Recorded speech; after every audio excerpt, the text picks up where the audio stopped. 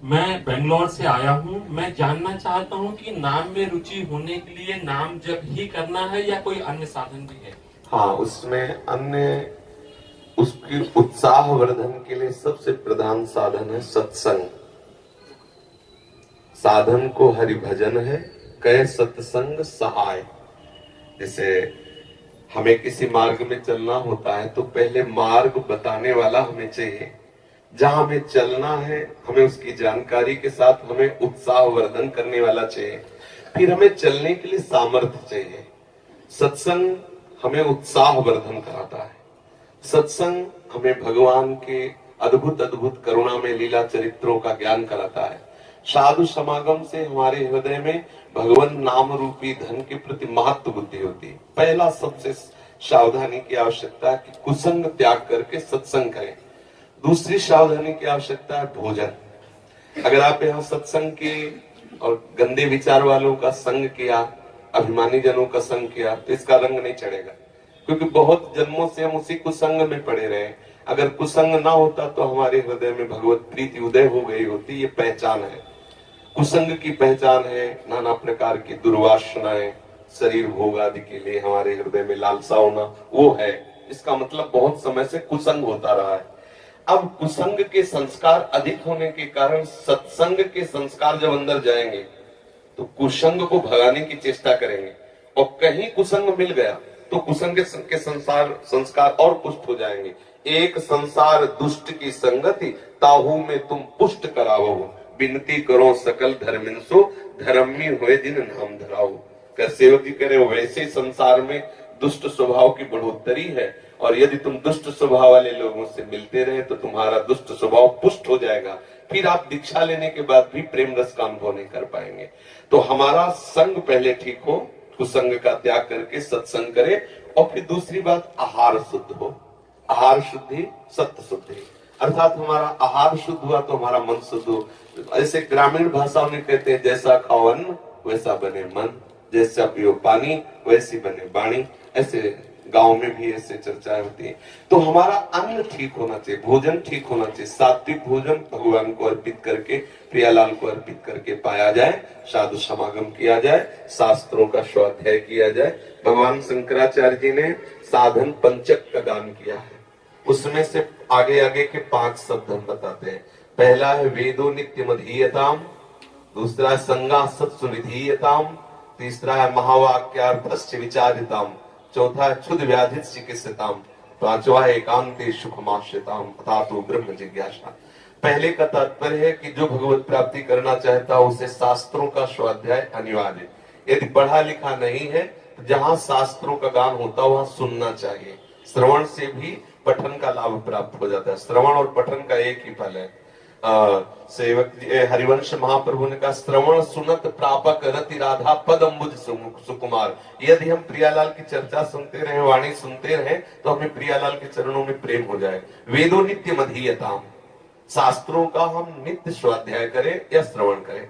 संगा सत्सुविधीयताम, हम संग करें तो महापुरुषों का संग करें, जिनके संग से हमारे अंदर के विकार मिट जाएं, जिनके संग से प्रभु प्यारे लगने लगे, जिनके संग से हमें संसार के भोग के प्रति हे बुद्धि हो जाए, ऐसे संतों का हम संग करें।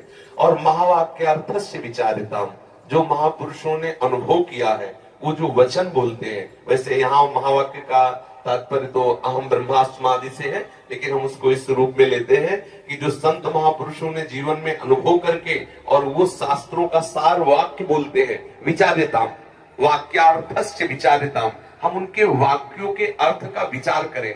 जो संत जब कहते हैं हम उस विचार में डूबे, उसे आचरण में उतारे। फिर बात कही, क्षुद व्याधि चिकित्सताम, क्षुधा रूपी व्याधि की चिकित्सा करें।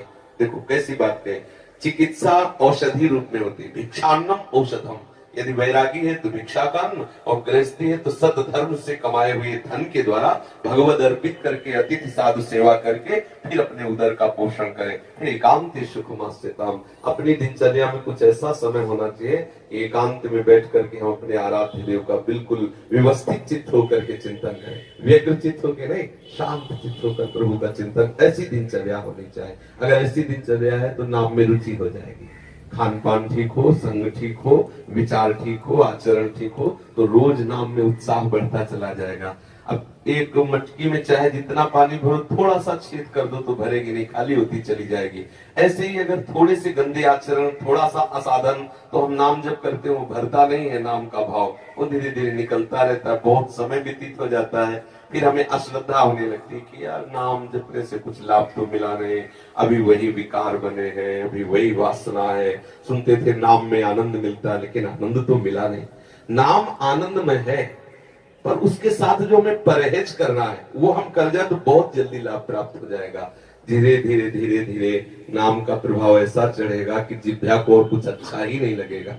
ये जो सटरस आदि व्यंजन है बिल्कुल अच्छा नहीं लगेगा। देखो, जिसको सांप काटता है ना गाँव में, उसे नीम की पत्ती खवाई जाती है पहचान करने के लिए, जहर चढ़ गया कि नहीं। पूछा जाता है कैसा लगा, उसने कहा कड़वी, तो बोले सांप जहरीला नहीं था क्योंकि जहर नहीं चढ़ा।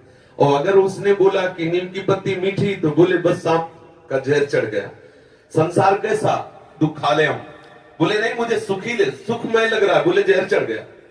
ये काल रूपी सर्प का जहर चढ़ गया, क्योंकि विषय मुझे जो दुख देने वाले वो सुखमय लग रहे हैं। अब झाड़ने फूकने वाले अपना मंत्र शुरू कर देते हैं। संत महात्मा है झाड़ने फूकने वाले, उपदेश दे के, मंत्र दे करके उसके विष को उतारते हैं। और जब तक वो विष नहीं उतरता तब तक उसे नीम मीठी लगती है। जब तक तुम्हें संसार के भोग अच्छे लग रहे हैं, तो समझ लो अभी जहर उतर नहीं रहा है।